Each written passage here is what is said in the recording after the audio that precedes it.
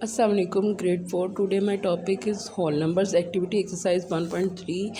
Write the following numbers in descending order.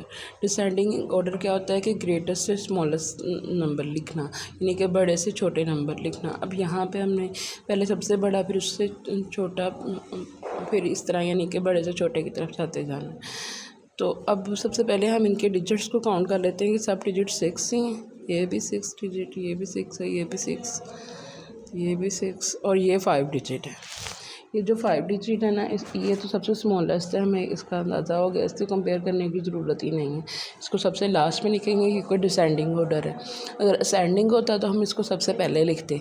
अब descending में सबसे एंड पे लिखेंगे क्योंकि बड़े से छोटा होता है। अब इनमें बाकी जो वैल्यूज़ बची हैं ना, उनमें देखना है कि सबसे बड़ी वैल्यू कौन सी है। तो इनके फर्स्ट डिजिट को अब कंपेयर करेंगे क्योंकि ये सारे 6 हैं। अब इनको काउंट करते हैं, यानी कंपेयर करते हैं। ये फर्स्ट डिजिट, ये भी 8 है, ये भी 8, ये 9 और ये 1, यानी कि सबसे जो बड़ा डिजिट है वो ये 9 वाला है। ये दोनों 8 थे और ये 1 था, तो ये 9 वाला डिजिट यहाँ पे लिख लेंगे, 9 8 0 5 6 2, फिर कोमा आएगा। अब ये वाला हमारा डन हो गया। अब नेक्स्ट ये 3 रह गई, इसको हम इसलिए नहीं कंपेयर कर रहे, इसके 5 डिजिट है, ये सबसे स्मॉलेस्ट है, ये लास्ट पे आएगा डिसेंडिंग में।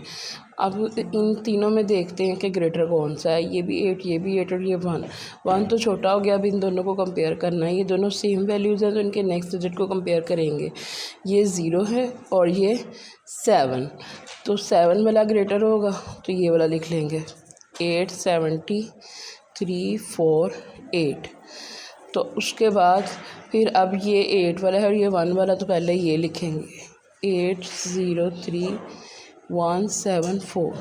उससे नेक्स्ट अब ये वाली वैल्यू लिखेंगे क्योंकि ये 6 डिजिट है और ये 5 है, ये स्मॉलेस्ट है और ये ग्रेटेस्ट है, तो ग्रेटेस्ट वैल्यू पहले आएगी डिसेंडिंग में, 1 3 6 2 4 5 एंड लास्ट पे ये आ जाएगी जो 5 डिजिट वाली है, सबसे स्मॉलेस्ट है, वो राइट कर देंगे। इस तरीके से आपने डिसेंडिंग ऑर्डर वाले क्वेश्चन करने हैं, यानी कि ग्रेटेस्ट से स्मॉलेस्ट तक। तो अब मैं इसी तरह आप लोगों को डी पार्ट भी समझा देती हूँ, उसका ये कैसे करना है। इसके भी सबसे पहले हमने डिजिट काउंट करने हैं। ये 6 है, बाकी भी देखते हैं, ये भी 6, ये भी 6 और ये भी 6 और ये भी 6, ये सारे 6 हैं। अब इनके सब के फर्स्ट डिजिट को कंपेयर करना है।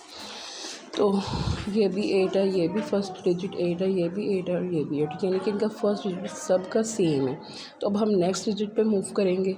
ये वाला 5, ये भी 5 है, ये भी 5, ये भी 5 और ये भी 5। इट्स मीन इसका सेकंड भी सब डिजिट का सेम है, तो इससे नेक्स्ट डिजिट थर्ड डिजिट पे मूव करेंगे। अब ये 9, ये 3 8 4 8, तो यानी कि सबसे ग्रेटर कौन सा है, 9, तो इसको राइट कर देंगे, 8 5 9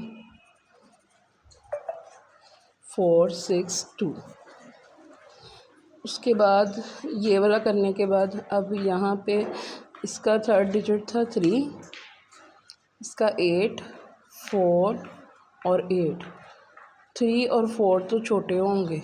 अब इन दोनों को देखेंगे, ये दोनों 8 8 हैं, ये बड़े हैं बट ये सेम है, तो फोर्थ वाले डिजिट को कंपेयर करेंगे। ये 5 है और ये 4 है, सब ग्रेटर, फिर ये वाली वैल्यू हो जाएगी, तो इसको लिख देंगे, 8 5 8 5 6 2। इससे नेक्स्ट फिर ये वाली वैल्यू आएगी 4 वाली, क्योंकि ये 3 है और ये 3 है, ये 4, इनके थर्ड डिजिट को अगर कंपेयर करें जो रिमेनिंग 3 हैं, ये 3 है, ये 4 है और ये 8 है, तो ये ग्रेटर हो जाएगा, तो इसको लिख देंगे 8 5 8 4 6 2। अब ये दो वैल्यूज़ रह गई, इसका थर्ड डिजिट 3 है और इसका 4 है, तो ग्रेटर वैल्यू ये होगी, इसको राइट कर देंगे, 8 5 4 8 6 2 एंड लास्ट पे फिर इसको राइट कर देंगे, 8 5 3 4 6 2। इस तरीके से जैसे मैंने इसका बी पार्ट भी किया है, इसी तरह आपने क्वेश्चन नंबर 3 का ए से डी तक अपनी नोटबुक पे करना है और उसकी प्रैक्टिस भी करनी है।